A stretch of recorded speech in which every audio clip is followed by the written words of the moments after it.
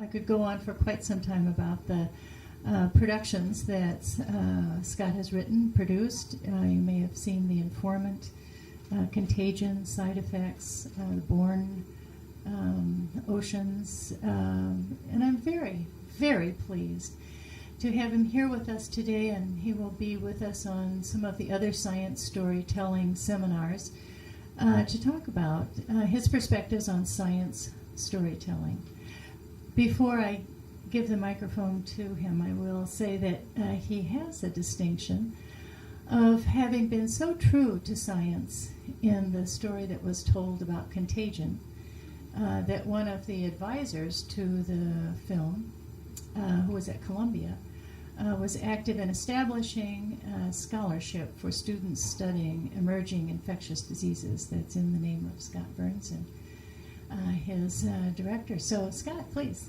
So, yes, I'm much more of a storyteller than a scientist, so it's nice to be here among non-storytellers, although I'm sure that's not really who you are. So, why don't I start a little bit by talking about science and fiction. When I was growing up, I read a fair amount of science fiction, books by Jules Verne, things like that. And then it's interesting, the other day I looked up the history of science fiction, and is anybody here a science fiction fan? My people, I'm very happy. There's this thing every year called the Hugo Awards, which is given out to science fiction. And Hugo, who started, I think, a magazine called Amazing Stories, maybe in the 20s or something, really coined that term and created an artificial genre. And I personally object to it. I think that most fiction and most good storytelling should be influenced by science. And the fact that it's become a genre, I think, in a way, works against a lot of us in a lot of really sort of interesting ways that have to do with the publishing world.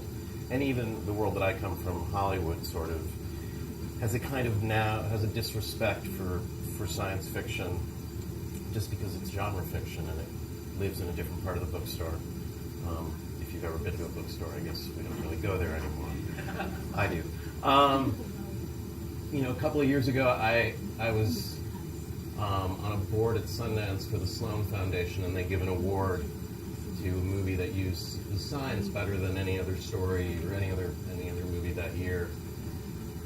And it was hysterically funny. It was me, and it was a professor from MIT and a couple of other sort of scientific people, and I think one or two other writers.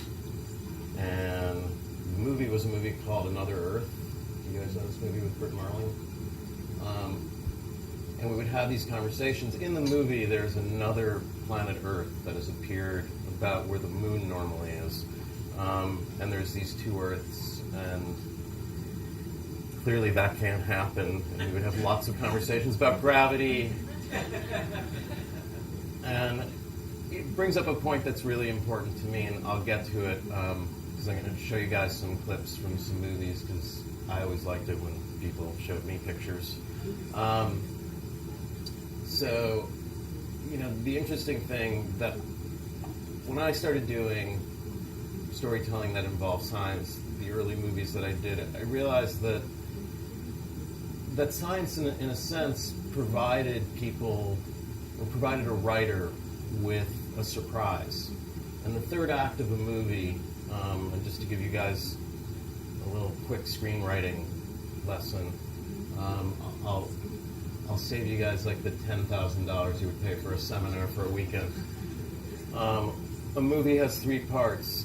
They're called acts. I call them the beginning, the middle, and the end. And I'm willing to bet that, every experiment a scientist does is a story and probably very closely follows that shape. And in fact, I think most stories are also experiments in that really what that first act is the establishment of a hypothesis. You create a world and you invite people in. And in the second act, you realize that the rules of that world that you've invited people into may not be what they appear to be. And in the third act, you have to resolve the fact that there was this world you invited them into that has rules that may not work very well. and resolve it in such a way that is surprising but believable to them.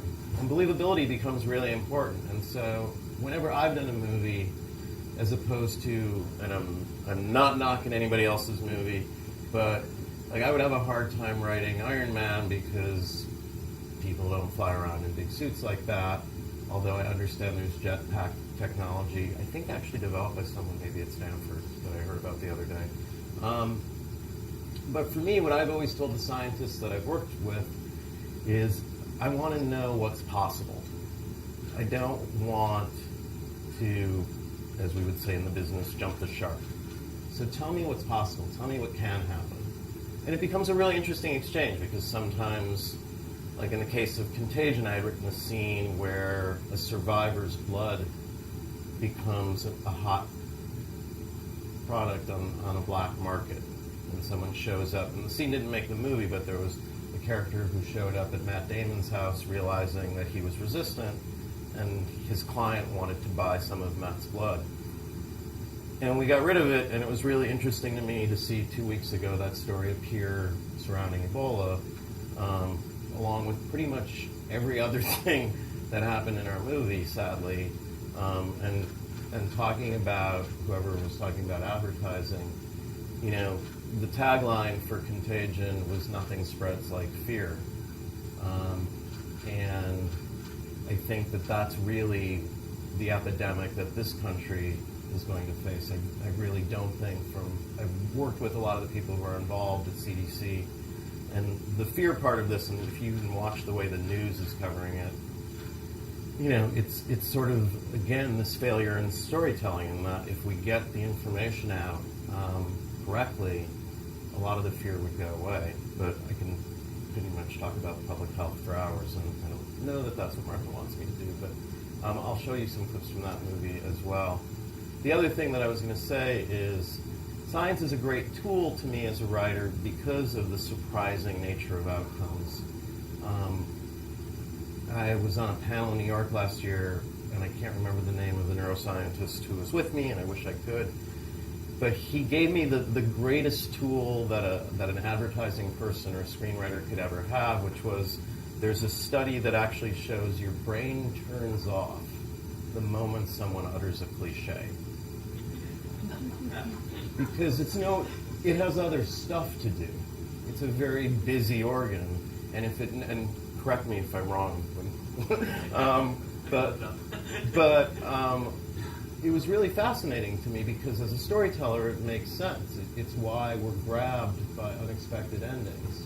And if you know what's coming, you know, if I say a bird at hand, I don't really need to keep talking. Your brain's already finished my sentence. And I think when we talk about and complain about Hollywood endings, it's because we've gotten into the situation where we very, very frequently err on the side of the cliche, the happy ending and all of that. And I think what we're seeing now, because there's so much content coming out, interesting characters that we really do respond to, like the characters in Breaking Bad or Game of Thrones. And I think it's because your brain is woken up by a new version of storytelling. Anyway, why don't I show you some stories that I tried to tell? And if you guys want to ask questions, I'm better at answering them than just lecturing. So this first thing I'm pretty sure is going to be from An Inconvenient Truth. And what Martha said is largely true. I had seen Al speak in front of a group about this size, and he did an amazing job of giving a science lecture. And it bored pretty much 90% of the people in the room. And all of us were people who probably liked Al Gore and probably cared about climate change. But it was really long. And when we started making the movie, Davis Guggenheim and I sat down with Al and said, you know, from a storytelling standpoint, we have two objectives. And they're sort of very basic to all aspects of filmmaking. Is we have a character in our movie. And his name is Al Gore, and he had lost the election in 2000, and some people felt he had been treated horribly. Some people feel he abandoned, you know, their hopes and their votes by not fighting as hard as he might have. And Al went underground, and our movie was the first time Al had kind of come back to life. And I think it helped our movie a great deal. And so there was a movie I had seen that I'll be really happy. Has anyone here ever seen a concert movie shot in San Francisco called The Last Waltz by Martin Scorsese? All right. It's a concert, but Scorsese did this great thing in that, you know, it was a performance, but interstitially are little scenes of the band, which is the music group that the movie is about, and you see the band on the road talking about what their life was like on the road, and it provides context. And the big problem that we had with Al was, how do we recontextualize this guy that everybody feels they know, that a lot of people really don't like? And how do we do it when he's the star of our movie? And Al was very adamant about, you know, the point of this movie isn't me, the point of this movie is climate change. And we kept saying, you don't understand that when you're making a movie, you have characters. And Al was our character. And so I would encourage you, when you think about the stories that you have to tell, to realize that characters are going to be a big part of it. So why don't I just show you an example of how we tried to marry those two things, please.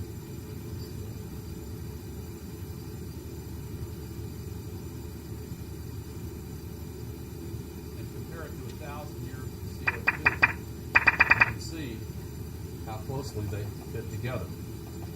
Now, 1,000 years of CO2 in the mountain glaciers, that's one thing. But in Antarctica, they can go back 650,000 years. This, incidentally, is the first time anybody outside of a small group of scientists has seen this image. This is the present day era, and that's the last ice age. Then it goes up. That we're going back in time now, 650,000 years. That's the period of warming between the last two ice ages. That's the second and third ice age back, fourth, fifth, sixth, and seventh ice age back. Now, an important point. In all of this time, 650,000 years, the CO2 level has never gone above 300 parts per million. Now, as I said, they can also measure temperature. Here's what the temperature has been on our Earth. Now, one thing that kind of jumps out at you is, well, let me put it this way. If my classmate from the 6th grade that talked about Africa and South America were here, he would say, did they ever fit together? Most ridiculous thing I've ever heard. But they did, of course. And the relationship is actually very complicated, but there is one relationship that is far more powerful than all the others, and it is this. When there is more carbon dioxide, the temperature gets warmer because it traps more heat from the sun inside.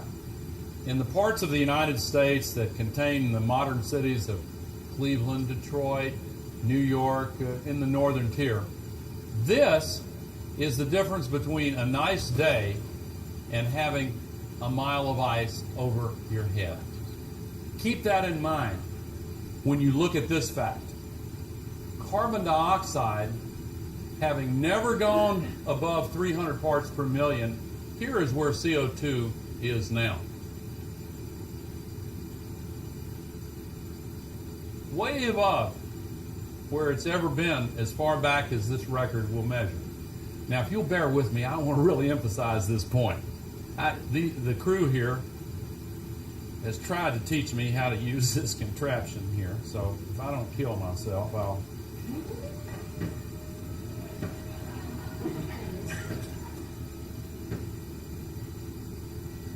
It's already right here.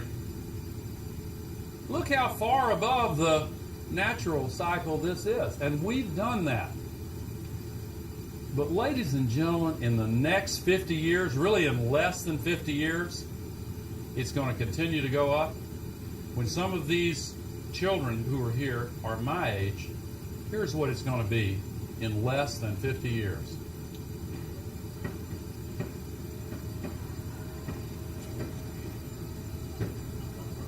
you've heard of off the charts. Within less than 50 years, it'll be here. There's not a single fact or date or number that's been used to make this up that's in any controversy. The so-called skeptics look at this and they say, so? That seems perfectly okay.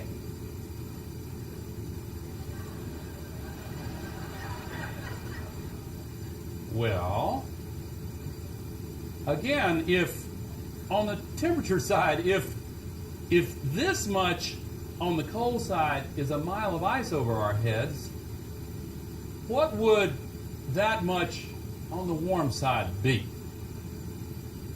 Ultimately, this is really not a political issue so much as a moral issue.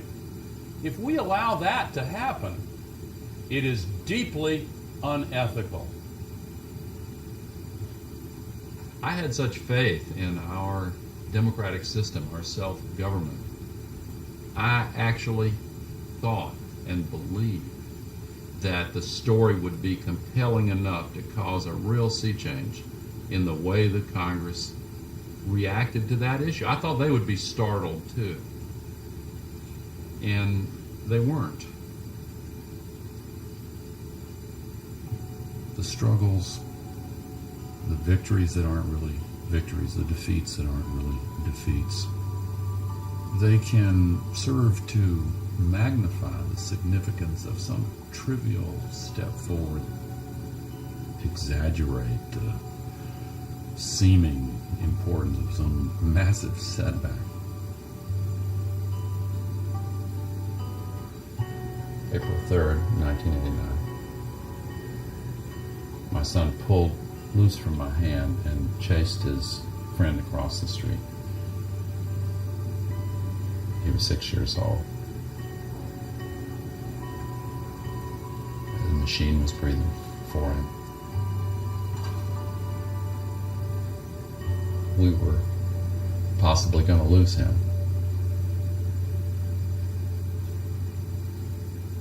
He finally took a breath. We stayed in the hospital for a month. It was almost as if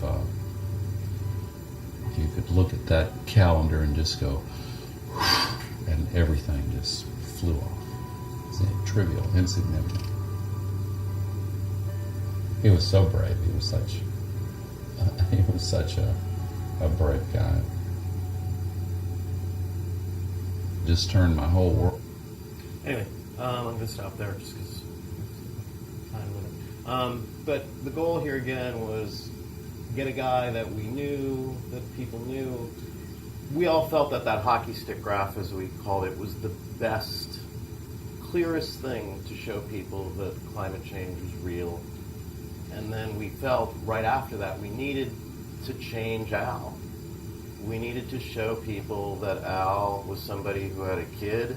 Al was somebody who acknowledged that he had failed with Congress, and that if we did that, maybe we could reframe our character or get our audience to change their mind about the character, and then they might accept what he was saying. And, you know, I mean, if you look outside today, I don't feel we've succeeded, but I hope that in time we will.